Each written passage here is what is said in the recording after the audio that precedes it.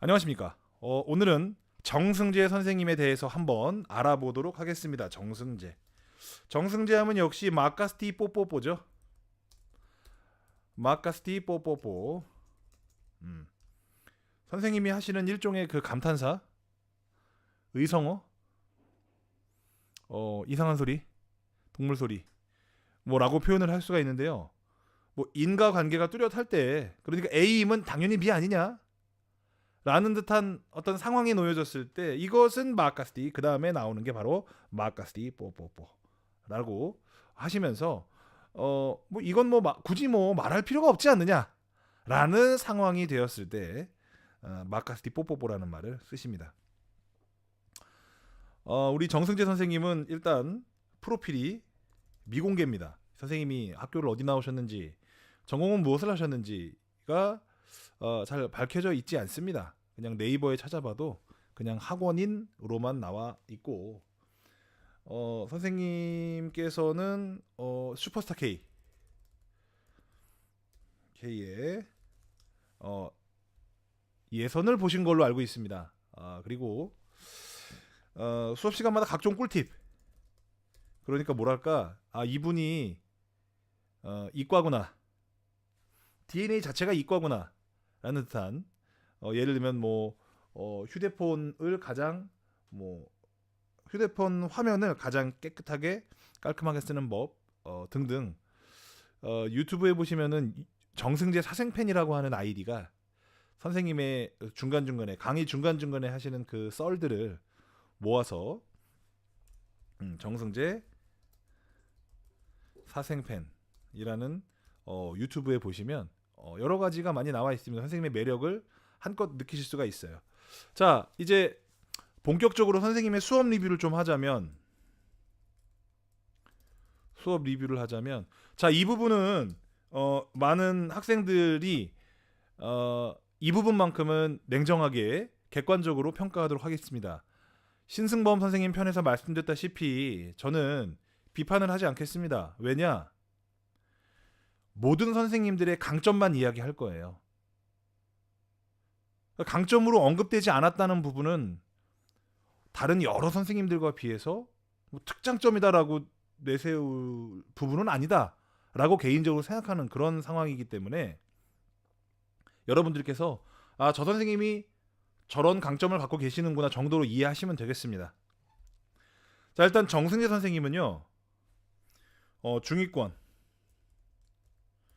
중위권 타겟입니다. 왜 이것을 알 수 있냐면, 이 선생님께서는 수학의 원리를 이해시키고 나서 그 다음에 야, A는 B라고 치자, 앞으로 이 자리에 있는 숫자는 이걸 의미하는 거야, 야 이건 이거야 라고 간결하게 말씀해 주십니다. 간결합니다. 간결해요. 간단합니다.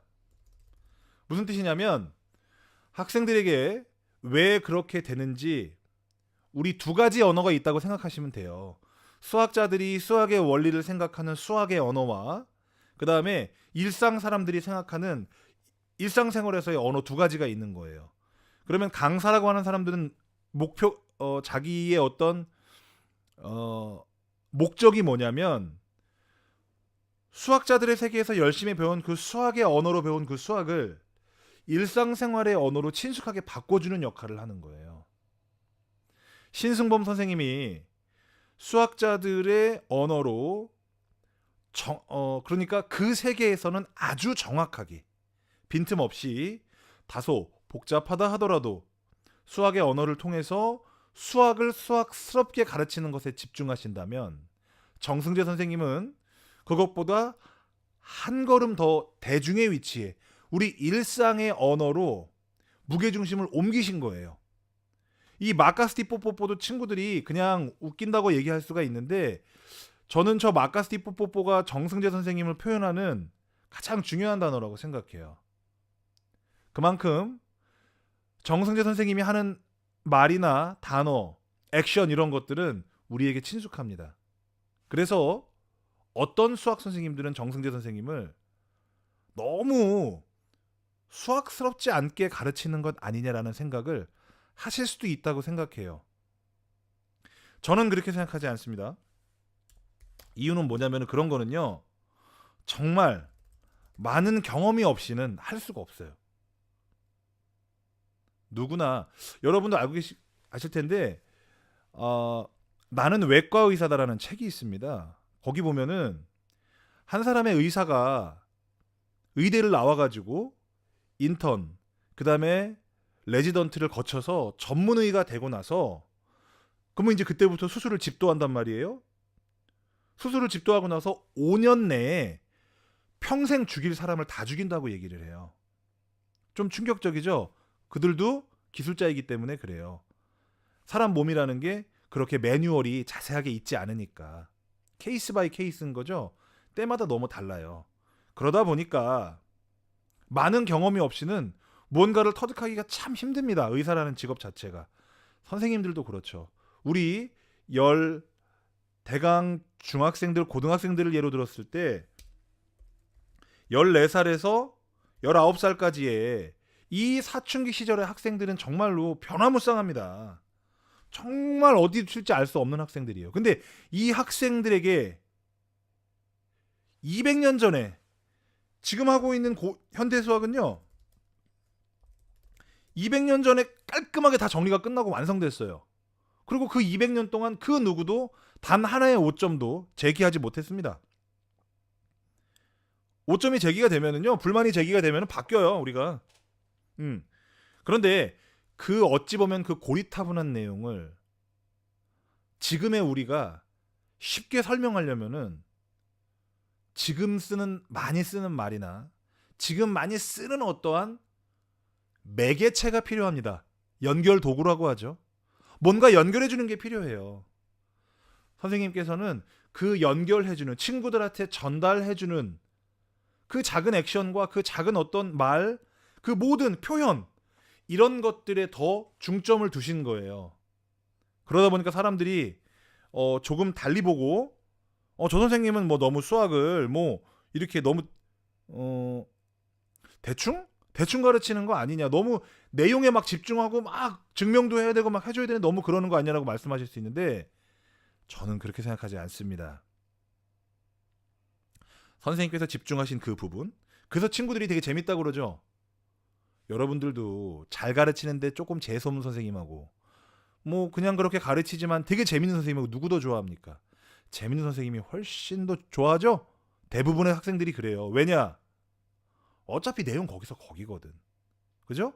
그런데 가르치는 선생님이 재밌게 웃겨주면 그 웃긴 내용 때문에 더 우리 머릿속에 오래 남죠.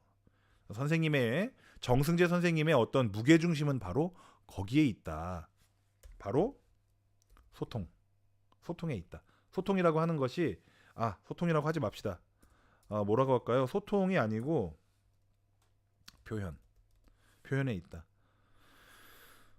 그래서 선생님의 강의는 정리를 해주는데요. 이건 이거라고 치자라고 정의를 해주시는데 그것이 많은 학생들에게, 수학을 어려워하고 수학을 부담스러워하는 많은 학생들에게 굉장히 부담을 덜어줄 수 있는 아주 좋은 주옥 같은 표현들이 너무 많아요. 전 그래서 이 선생님을 좋아합니다. 물론 뭐 선생님의 말투라든지 그런 거에서 호불호가 갈릴 수 있지만 특히 이 선생님을 공격하는 사람들의 대부분이 바로 판서예요. 판서가 지렁이 아니냐. 보시면 아시겠지만 지렁이가 맞습니다. 정말 지렁이도 그냥 지렁이가 아니라 밟힌 지렁이야. 막 장난 아닌 게 꼬여 있습니다. 근데요, 선생님께서 강의를 하시는 중간에 이 판서에 대해서 얘기를 한 적이 있어요. 내 판서는 의식의 흐름이다.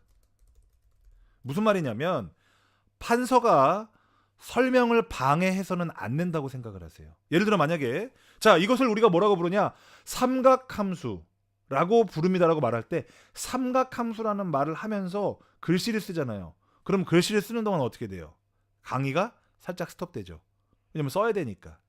근데 선생님께서는 이것을 삼각함수라고 부르죠라고 삼각함수라고 말하는 그 사이에 글씨를 다 써버리세요. 즉 설명을 방해하지 않기 위해서 필기의 속도를 높이다 보니까 많은 지렁이가 나올 수밖에 없는 거예요. 저는 이 설명을 듣고, 이거 정승현 선생님께서 강의 중간에 직접 설명하신 건데, 사실 저는 이 설명을 듣고 소름이 끼쳤습니다. 소오름이 끼쳤죠.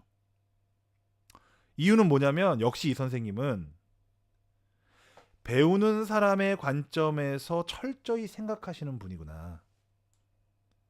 그러니까 둘 중에 하나, 예를 들어 만약에 수학으로서 내용이 조금, 이게 수학만 공부하는 수학자 입장에선 이게 설명이 조금 부족하다고 느낄 수도 있어. 하지만 여기서 친구들이 너무 어려워하기 때문에 이거를 조금은 애들에게 다가가기 쉽게 내용을 바꿔주지 않으면, 그러면 애들이 너무 이해를 못해. 이렇게 둘 중에 하나를 선택할 수밖에 없는 상황에서는 선생님은 후자를 선택을 많이 하시더라고요. 많은 경험이 없이 할 수 없는 일이고요. 저는 그것에 대해서 항상 판서도 포기하신 거예요. 아니, 이 선생님이 뭐 진짜 한 글자에 1시간씩 공들여서 쓰면은 뭐 좋은 글씨 못 쓰겠습니까? 쓰죠. 어떤 사람들은 그럽니다. 그럼 빠르게 잘 쓰면 되지 않나? 그건 취향의 문제죠. 그래서 저는 이 선생님의 강의를 관통하는 그 하나의 단어, 맥락이라고 하죠. 그러니까 전달을 잘 하는 것이 베스트한 강의다라고 하는 그 맥락이 저는 굉장히 와닿습니다. 그리고 각 과목별로, 그러니까 수학 1부터 확통 기배까지 제가 느끼기에는 비슷합니다. 그러니까 그 과목 안에서 특별한 들쭉날쭉함이 그렇게 많지 않았어요. 왜냐하면 코드가 일정하기 때문입니다. 선생님께서는 어쩔 때는 복잡한 설명을 좀 배제하시고, 학생들은 이렇게 이해시키는 편이 훨씬 더 효과가 좋더라라고 생각하시고 그렇게 설명하십니다. 굉장히 동의되는 부분이 많았고요. 되게 좋았어요. 저는 그 강의를 보면서 학생들을 이해시킬 때 이런 관점으로 얘기하면 정말 이해를 잘하겠다. 애들이 콱 그렇게 그냥 뭐라 그럴까, 머릿속에 탁 하고 입으로 탁 받아먹을 수 있겠다라는. 그래서 수학에 좀 부담을 많이 느끼고 있고 그런 학생들은, 근데 이제 좀 늦은 것 같아. 막 2학년이야, 이제 3학년이야. 그럼에도 불구하고 뒤늦게라도 시작해서 강의를 좀 듣고 싶다. 근데 내가 좀 과목에 대한 부담이 큰 편이다라고 생각을 하셨을 때, 정수현 선생님 강의를 일단은 유튜브에서 들어보세요.